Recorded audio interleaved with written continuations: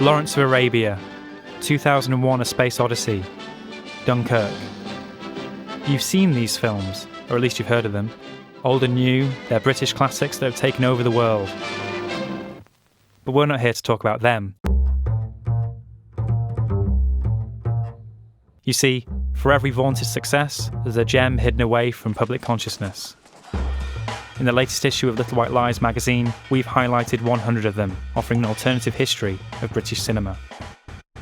Front and centre in these films, we found themes ranging from the complex portrayal of race relations in the 1920s to revolutionary sexual overtones in the 1960s and beyond.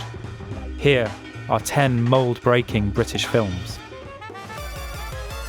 Kenneth Macpherson's experimental film Borderline pushes techniques explored by Soviet montage to new extremes. The Scottish filmmaker aped the Soviet style to convey the rhythm and anxiety of race relations in the late 1920s. Wild with intrigue, violence, and sexual ambiguity, it's a film that retains its relevance in a society still infested with prejudice. As the title suggests, Jenny Brown's A Crofter's Life in the Shetlands loosely collects the day-to-day fragments of hard-scrabble life among the Crofts, albeit with a furtive, proto-feminist focus on the plight of the wives, mothers and daughters. In one terrifying scene, a woman happily abseils down a sheer cliff face with a handmade rope to inspect a cormorant's nest, almost like something out of Mission Impossible. Brown shows us the spectrum of life in the Crofts and complements it by parading more unfeasibly cute animals than you can shake a stick at.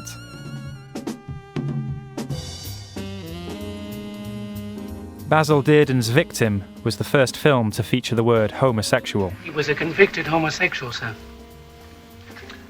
I see.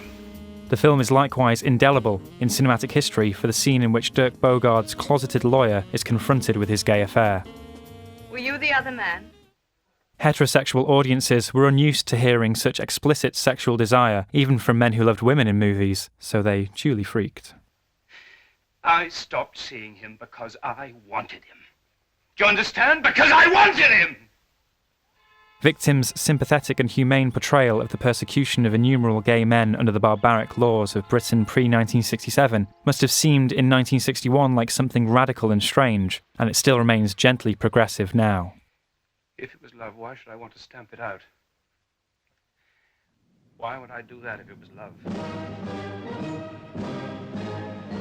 Few films cut against the cultural grain quite like It Happened Here.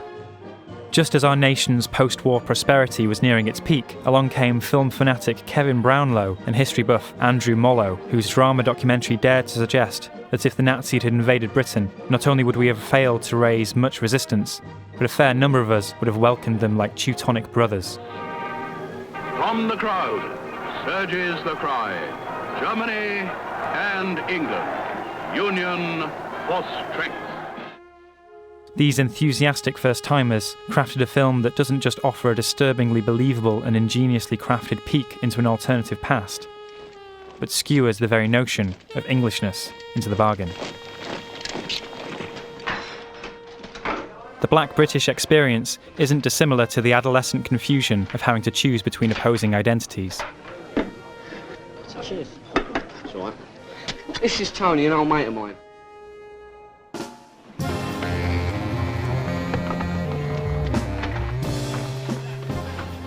That turmoil is explored in Horace Óvé's Pressure, the first Black British feature film. Teenager Tony tries to meet the expectations of his parents, friends, both black and white, and the Black Power movement. Pressure captured an experience of London so truthfully on film that it made seeing black skin pop against the vibrant colours of the 70s a visual delight. Laura Mulvey's Riddles of the Sphinx, to put it simply, is an essay film in part about the possibility of being female and having it all. Less simply, it is an astounding 13-chapter meditation on the myth of Oedipus, on the domestic versus the professional, on motherhood and childcare, on traditional and non-traditional gender roles, and on the fractures of identity inherent in the state of womanhood.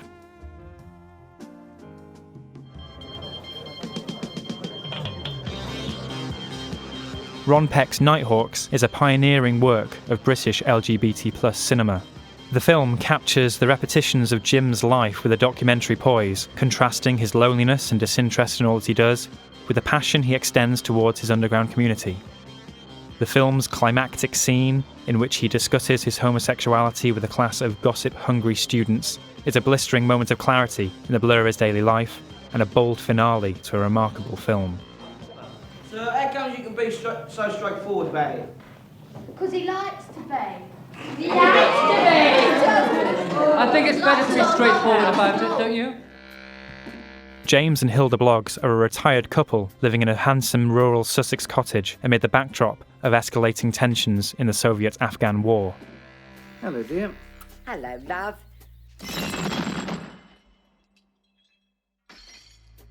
After surviving a nuclear blast, the couple tried to continue their lives as normal amid the desolation, eating sandwiches and tending to the garden. Jimmy Murakami's When the Wind Blows, adapted from the book by Raymond Briggs, provides a compelling argument for how powerful animation can be. Orlando offers a spectacle of queerness and treats history as a stage for experimenting with identity, rather than a sacred text. For your sake, I would hunt wolf instead of rabbit and drink vodka instead of whiskey. Period films still often play it safe, and this creatively assembled tale still retains the power to intoxicate. When first pitching Orlando in the 1980s, Sally Potter was told the film was unmakeable and impossible. The industry didn't know how to react to such a bold story, and British film is all the better for the director proving them wrong. Without Orlando, we might not have the Duke of Burgundy. You can start by rubbing my feet. If everything is on the table, what happens to eroticism? And if there are no more taboos to transgress, how does sexuality disrupt the status quo? Peter Strickland's film is a frustrating, funny, and often sexy journey into negotiating power dynamics. It reveals the comings and goings of feminine desire as an intricate Mobius strip of competing and recycled contradictions and impulses. May I go to the toilet? No. But And now for a bonus entry, which we couldn't help but end on. Joanna Hogg's debut feature, Unrelated, is an intimate, incisive exploration of female identity and sexuality, told from the perspective of a middle-aged woman who is seeking escape from a failing marriage. The film opens on a shot of Anna dragging a heavy suitcase along a country path late at night. She's not lost, but appears to have been forgotten by her peers. A poignant metaphor that neatly encapsulates the writer-director's chief thematic concerns. There are 90 more mould-breaking British films listed in Little White Lies 80. Discover more at lwlies.com.